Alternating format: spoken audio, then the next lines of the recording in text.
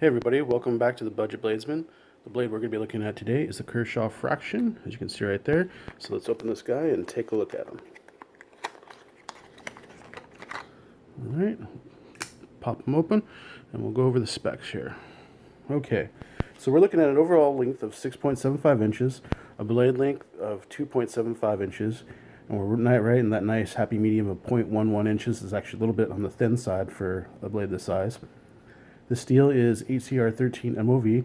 It's a clip point, and you can see it's a hollow ground. You can see it's a pretty high grind. There's your line right there. We have G10 handles with carbon fiber overlays. You can see both sides. There has a full overlay. This one has a bit of a cutout. We are looking at a flipper tab, as you guys can see. And it's a pretty small flipper tab, which is nice. Liner lock. You can see your liner right there. Let's close this up. You can see pretty well centered, and it is tip down carry and is ambidextrous. You can see both sides there. It is made in China. This is coming in pretty light. It's a 2 ounce knife, or 2 ounces I should say. So it comes in pretty light. It is made in China. So that's pretty much all the specs. So let's pull out our comparison knives.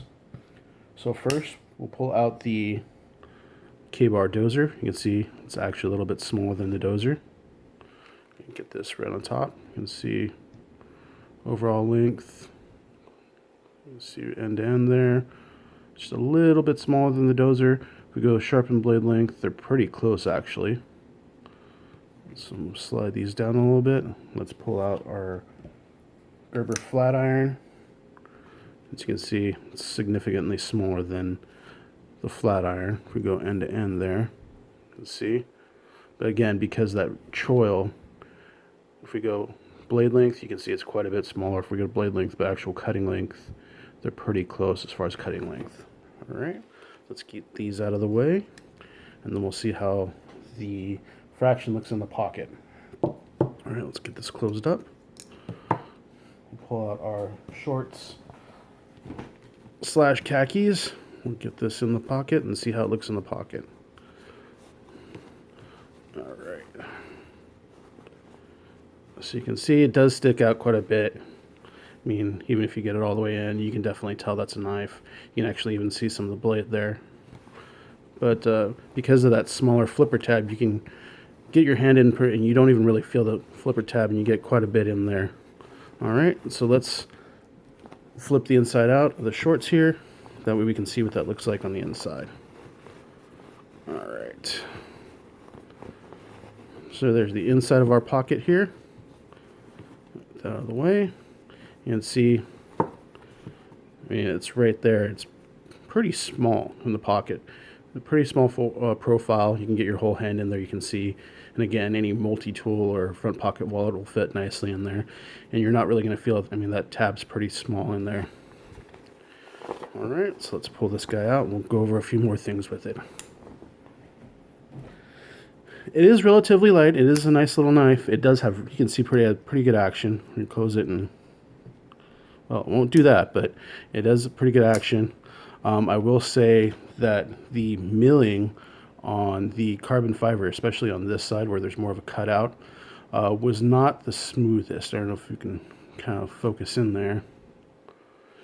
But more the straight cuts there as opposed to like the beveling on like this side. This side was fine. These parts over here, where it's more of a straight edge. If you guys follow my Instagram channel, you'll know that I had this out of the box maybe 5 minutes, and I actually got a splinter from the carbon fiber, so it wasn't really well finished. That's really the only complaint I have about this, is that because this is a made in China knife, so maybe some of the quality control wasn't great. On this side where there's the full piece of carbon fiber, because it's milled all the way around, I didn't have that issue. But this spot where there's more machine work, there was some rough spots, and there's still kind of some rough spots you can feel now. So that's something, if you guys get this knife, you're going to have to work on. This is, I would say, pretty comparable to another Kershaw knife that I actually don't own, but very similar to the Atmos, and I know Atmos a few years ago was a very popular knife, and I can see why. I mean, if this is pretty similar to that one, I can see why. This is really is a good knife, except for that one issue with the milling of the carbon fiber. I would say if you're going to spend any money, I would spend maybe the little bit. I think the Atmos goes for $10 to $15 more. On this one, we're looking at $22.99 to about $31.99, and I would say the Atmos starts around $31. So if you want to spend a little bit, maybe $10 to $15 more, I might go with the Atmos. I mean, not that this is a bad knife, and maybe this is just one where I didn't get. You can kind of see on light. You can kind of see a little bit of the chipping on that milling, what I'm talking about. I mean, it's not a bad knife. It's really nice and light and compact. It would be a good, I would say maybe office carry. It is on a little bit, it's less than 3 inches, so that's good. It does fit in the pocket pretty lightly, and like I said, that low profile flipper tab keeps it pretty much out of the way. It's not a bad knife, like I said. It's just more the issue of the milling, and maybe this is just one where I got one that wasn't completely finished off.